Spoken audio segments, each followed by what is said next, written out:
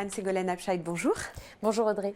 Alors vous êtes directrice du cabinet Orientalis Conseil, dans lequel vous recevez très régulièrement des jeunes qui se préparent à un examen ou un concours. Alors évidemment, quand on se prépare, il y a toute la phase de révision, qui est une phase évidemment très importante. Alors comment est-ce qu'on s'organise pour cette phase de révision? Est-ce que ça se planifie et ça se prévoit à l'avance? Alors oui Audrey, ça se planifie, ça se prévoit à l'avance. Et le plus difficile souvent, c'est de s'y mettre. La première chose à faire, c'est de lister toutes les matières et tous les chapitres que vous allez devoir réviser. Et le plus important, c'est en face d'écrire à peu près le temps que vous allez y consacrer. Et c'est très important parce que ça va vous permettre de construire votre planning de révision. Et de voir si ça rentre dans les jours que vous y consacrez. Et finalement aussi de ne pas faire d'impasse. Exactement, et ne pas faire d'impasse. Alors, ce qui peut être assez difficile aussi, c'est de savoir par où commencer. Alors certainement pas par la matière la plus difficile. Souvent, les élèves veulent se débarrasser de cette matière-là qui les ennuie. Qui leur fait peur aussi. Qui leur fait peur et finalement, ils ne s'y mettent jamais.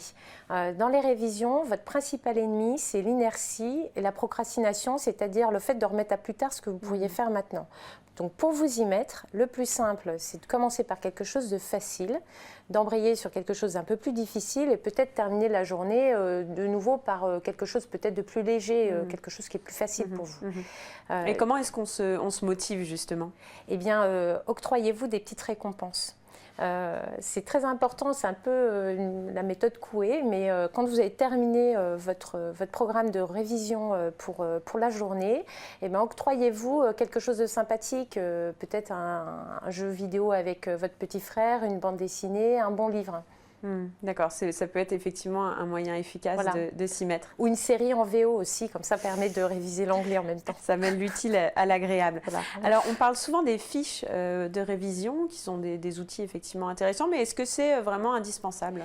Je ne crois pas, en tout cas ça dépend. Les gens, certains étudiants en ont besoin, d'autres non, donc il faut respecter, ce n'est pas une obligation de faire des fiches de révision. Néanmoins, les fiches de révision, ça se fait après chaque cours, pas tellement pendant la période de révision. C'est-à-dire que si vous n'en avez pas eu besoin tout au long de l'année, il y a de fortes chances que ça ne serve à rien au moment de cette période de révision avant les examens.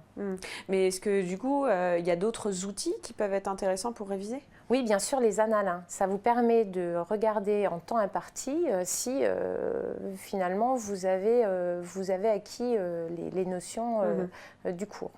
Et alors, combien de temps est-ce qu'on doit consacrer aux révisions? Est-ce que c'est un travail de vraiment tous les instants? Est-ce qu'on prévoit des pauses aussi de temps en temps? Alors oui, il faut prévoir des pauses. Elles sont vitales, importantes, parce qu'à un moment, votre cerveau sinon explose.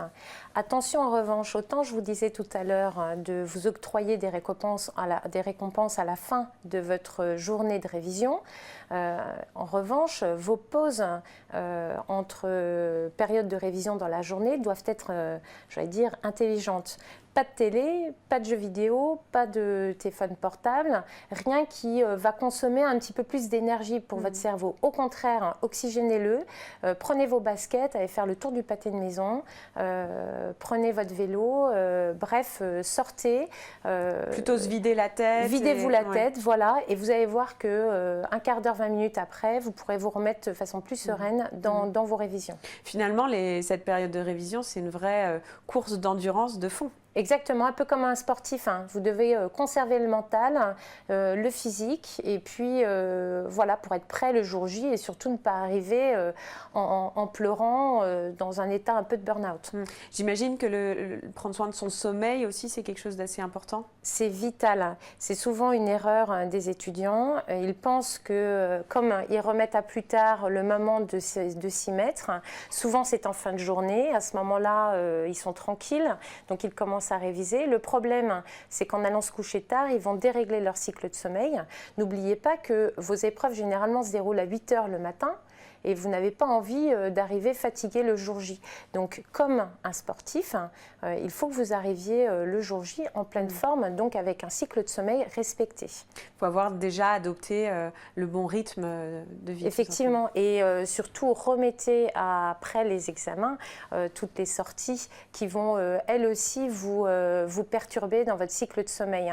Vous n'avez pas besoin de ce genre de perturbation pour cette phase un petit peu importante de révision. Vous aurez tout le temps de sortir et de vous amuser une fois vos épreuves passées. Et puis finalement, ça peut être une motivation supplémentaire pour réussir ces épreuves. Exactement, une bonne récompense. Merci pour tous ces conseils. Merci Audrey.